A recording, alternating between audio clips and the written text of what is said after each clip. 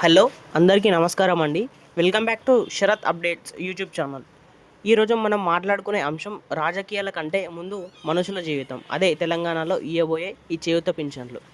ప్రస్తుతం తెలంగాణ రాష్ట్రంలో చేయూత పింఛన్ల విషయంలో పెద్ద చర్చ నడుస్తుంది. ప్రభుత్వం పెన్షన్లు పెంచేందుకు కసరత్తు చేస్తుంది. దీని గురించి పూర్తి వివరాలు ఈ వీడియోలో తెలుసుకుందాం. కాబట్టి వీడియోను ఎక్కడా కూడా స్కిప్ చేయకుండా పూర్తి వరకు చూసే ప్రయత్నం అయితే చేయండి. అలాగైతేనే వీడియోలో ఉన్న సమాచారం మీకు క్లిష్టంగా అర్థమవుతుంది. దాంతోపాటు వీడియోని ఖచ్చితంగా లైక్ చేయండి. లైక్ చేస్తే ఇలాంటి వీడియోస్ చేయడానికి నాకు మోటివేషన్ ఉంటుంది. అలాగే ఛానల్ని సబ్స్క్రైబ్ చేయండి. వచ్చే ఆర్థిక సంవత్సరం అంటే 2026 ఏప్రిల్ నెల నుండి వృద్ధులు, వితంతువులు, ఒంటరి మహిళలు, బీడీ కార్మికులకు 4,000 రూపాయల వరకు, దివ్యాంగులకు అయితే 6,000 రూపాయల వరకు పెంచాలని యోచన చేస్తున్నట్టు సమాచారం. ఇది వినడానికి మంచి వార్తే. కానీ ప్రజల ప్రశ్న ఒకటే, యోచన ఎప్పుడు అమలవుతుంది?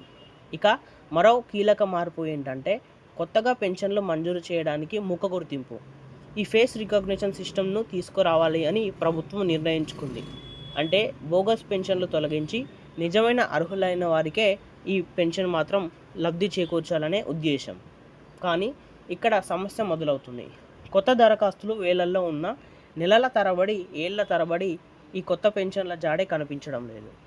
ఇదిలా ఉండగా జనవరి 2027కు సంబంధించి నిధులు విడుదలైనప్పటికీ నల్గొండ వంటి కొన్ని జిల్లాలలో బ్యాంకుల్లో కొంత నగదు కొరత కారణంగా జనవరి 21 నుండి 28 తేదీల మధ్య పెన్షన్ పంపిణీ ఆలస్యమైంది.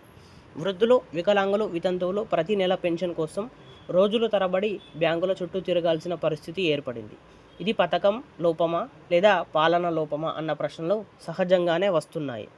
ఇప్పుడు రంగారెడ్డి జిల్లా పరిస్థితి చూద్దాం. ఈ జిల్లాలో 1,95,000 మంది పెన్షన్ లబ్ధిదారులు ఉన్నారు. వీరిలో 76,000 మంది వృద్ధులు, 82,000 మంది వితంతువులు, 26,000 మంది దివ్యాంగులు, వందలాది చేనేత, గీత, బీడీ కార్మికులు, ఒంటరి మహిళలు, డయాలసిస్ రోగులు ఉన్నారు.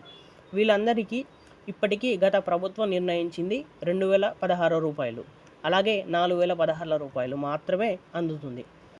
ఎన్నికల సమయంలో కాంగ్రెస్ ప్రభుత్వం మేనిఫెస్టోలో స్పష్టంగా చెప్పింది, వృద్ధులకు 4,016, దివ్యాంగులకు 6,000 రూపాయల 16. ప్రతి ఇంట్లో అర్హులైన ఇద్దరికి పెన్షన్ ఇస్తామని ఆ మాటల నమ్మి ప్రజలు మద్దతిచ్చారు. కానీ ప్రభుత్వం ఏర్పడి 2.5 ఏళ్లు గడుస్తున్నా ఆ హామీ అమలై స్పష్టత లేదు. అందుకే ప్రజల కొంత అసంతృప్తి పెరుగుతుంది. మాటిచ్చి మరిచిపోవడం న్యాయమా అన్న ప్రశ్న వినిపిస్తుంది. ఇదే సమయంలో ప్రజల ఒక పోలిక కూడా వస్తుంది. కేసీఆర్ గారు హయాంలో ఉన్నప్పుడు ఆసరా పెన్షన్ పథకం దేశానికి ఆదర్శంగా నిలిచింది. 65 ఏళ్ల వృద్ధాప్య పెన్షన్కు 57 ఏళ్లకే తగ్గించి వృద్ధులు, ఒంటరి మహిళలకు 2,016, దివ్యాంగులకు అయితే 4,016 రూపాయలు ఇచ్చారు. ఆ రోజుల్లో పెన్షన్ కోసం పడిగాపులు లేవు అని ప్రజలు నేడు గుర్తు చేసుకుంటున్నారు. ఇప్పుడు గ్రామాల్లో వినిపిస్తున్న మాట ఏమిటంటే కేసీఆర్ ఇచ్చిన పెన్షనే ఇప్పటికీ కొనసాగుతుంది. కానీ కొత్త ప్రభుత్వం ఇచ్చిన హామీ మాత్రం కనిపించడం లేదు. బేగరి మల్లయ్య లాంటి వృద్ధులు ఎప్పుడు పెంచుతారో అని ఎదురు చూస్తున్నాం అంటున్నారు. దివ్యాంగులు మాట నిలబెట్టుకోవాలి అని కోరుతున్నారు. ఇక రాజకీయంగా చూస్తే బీఆర్ఎస్ నేతలు 6 గ్యారంటీ పేరుతో ప్రజలను మోసం చేశారు అని విమర్శిస్తున్నారు. ప్రభుత్వం మాత్రం బడ్జెట్ వెరిఫికేషన్ తర్వాత నిర్ణయం చెబుతుంది. కానీ నిజం ఏమిటంటే పెన్షన్ అనేది రాజకీయ హామీ కాదు, అది మనిషి బతుకు. ఒక వృద్ధుడికి మందులు, ఒక వితంతువుకి జీవనాధారం, ఒక దివ్యాంగుడికి ధైర్యం. అందుకే ప్రజలు ఒకటే అడుగుతున్నారు, హామీలు వద్దు, తేదీ చెప్పండి, నిర్ణయం చెప్పండి, అలాగే అమలు చేయండి. ఇదే ఈ తెలంగాణలో చేయూత పెన్షన్లపై ఉన్న నిజమైన పరిస్థితి. తెలంగాణ యొక్క చేయూత పెన్షన్ల గురించి మరెన్నో వివరాల కోసం మన ఛానల్ని సబ్స్క్రైబ్ చేయండి. ఈ వీడియోలో కొంచెమైనా సమాచారం తెలుసుకున్నట్టు అనిపిస్తే ఖచ్చితంగా లైక్ చేసి షేర్ చేయండి.